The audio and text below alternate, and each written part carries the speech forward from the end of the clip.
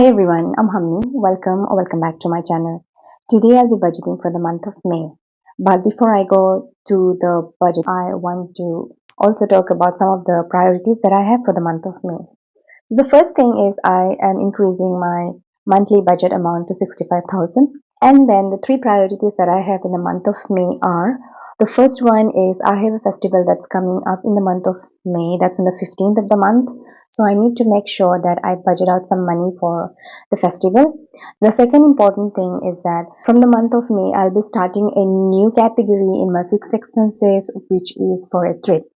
So last video I did talk about my friends and me having a reunion and then we deciding to contribute 1000 rupees for a trip next year.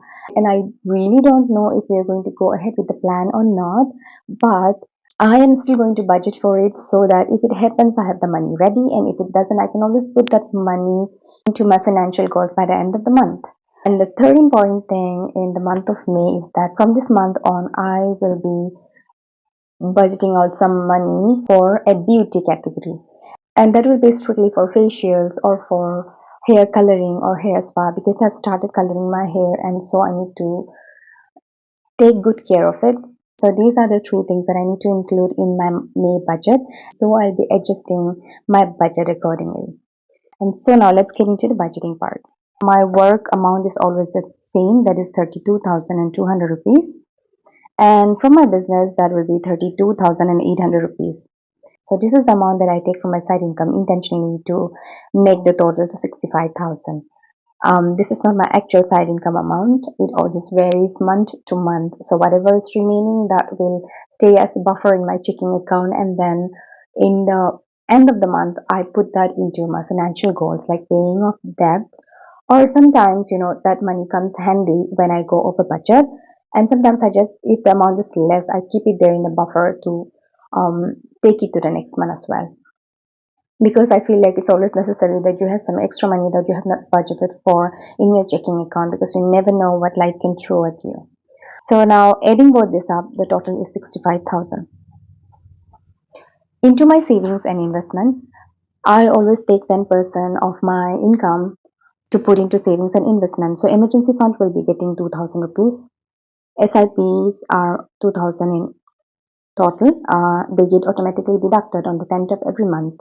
And then my provident fund is 2,500 rupees. And so the total is 6,500 rupees, and 6,500 rupees is 10% of 65,000 rupees. Into my fixed costs and utilities, my LIC is 2460. Siblings fund will get 1,000. And for the trip is 1,000. Room rent is 4,500 as always. LIC loan amount is 1,000. This is the minimum amount that I'm paying into this debt. EMI is 13,615. Ration is 3,000 each month. And into subscription, this time I'm only putting 1,600. That's because I'll be pausing my Netflix subscription for a while. I have been binge watching Netflix, and I had to go to the eye doctor, and he advised me to decrease my screen time because it's affecting my eyes a little bit. Last time I binge watched Game of Thrones, and then I had to go to the doctor at that time as well. And now I'm watching 13 Reasons Why, and I get sucked into it, and I want to keep on watching the next. So I'll be pausing Netflix for this month, and so it will be 1,600 for the month. Food and groceries will be getting 5,000 as always, and petrol always gets 3,500 per month. For petrol, what I do is whenever I have any money that's remaining in my petrol category, at the end of the month, I don't roll over this amount. I put that money into buffer, or I put that money into paying my debt. I do not roll that over. And for clothes, I like to set aside 3,000 rupees each month into clothes. But this month, I will only be putting 1,000. And that is because I need to allocate money for the festival that I said before. Clothes is a category that always rolls over. Anything that's remaining at the end of the month, sometimes I don't even buy clothes even when I allocate money, so that money will be rolled over to the next month.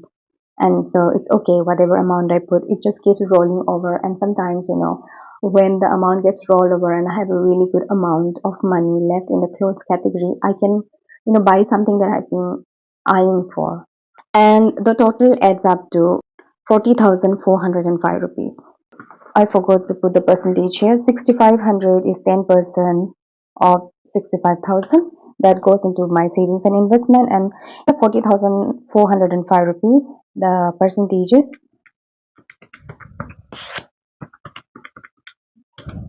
that is 62% of my income. Now coming to my sinking funds, into my car maintenance, I am putting 1,000 this time. Health and medical is also getting 1,000 rupees.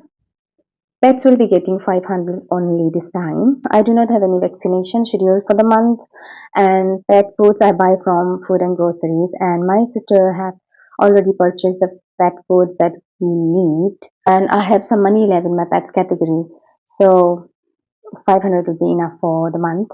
And vacation, I'm not giving myself anything this time because May I'm anticipating is going to be an expensive month again. So vacation can wait. I'm not going anywhere anytime soon. And this is just a sinking fund.